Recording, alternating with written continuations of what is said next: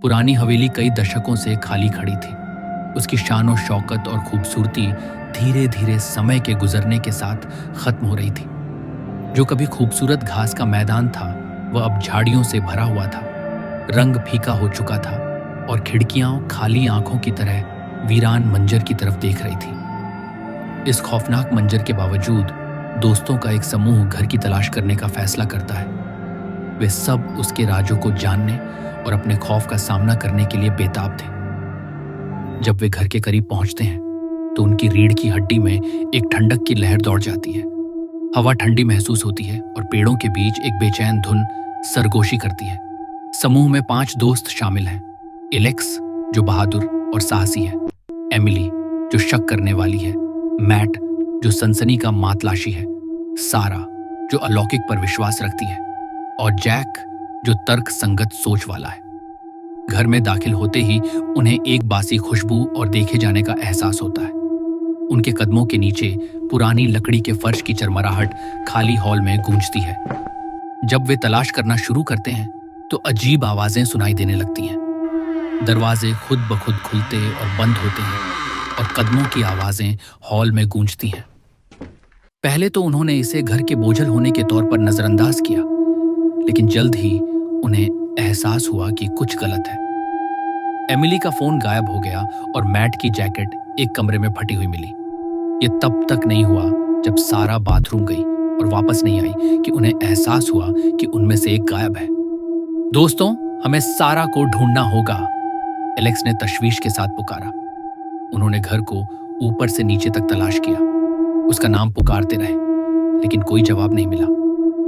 खामोशी भारी थी और साए लंबे और अंधेरे होते जा रहे थे। अचानक उन्होंने अपने कानों में एक मध्यम सरगोशी सुनी। तुम लोगों के लिए बेहतर होगा कि यहां से बाहर निकल जाओ।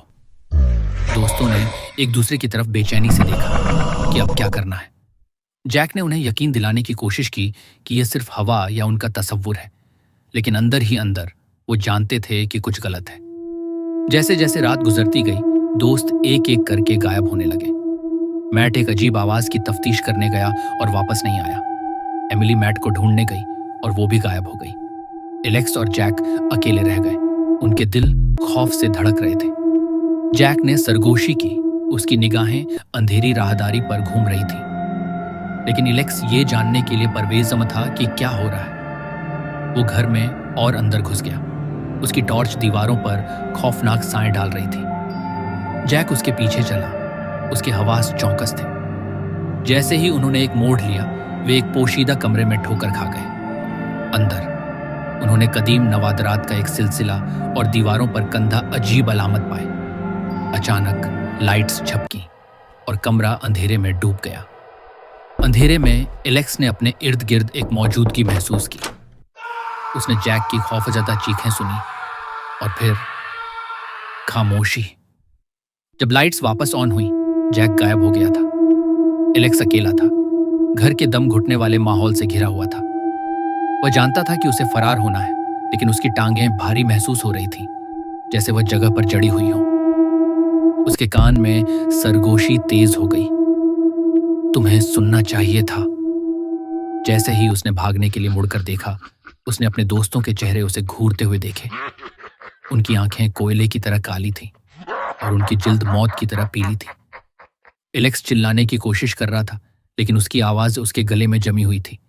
आखिरी चीज जो उसने देखी वह घर का तारीख अगवाड़ा था। उसके बाद सब कुछ काला हो गया। अगली सुबह पुलिस ने एलेक्स की कार घर के बाहर खड़ी पाई।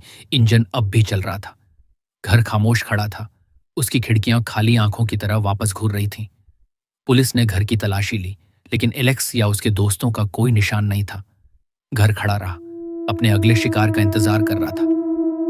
स्याह घर का किस्सा फैला उन हौलनाकियों के बारे में, एक एहतियाती कहानी जो उसकी दीवारों में घात लगाए बैठी थी।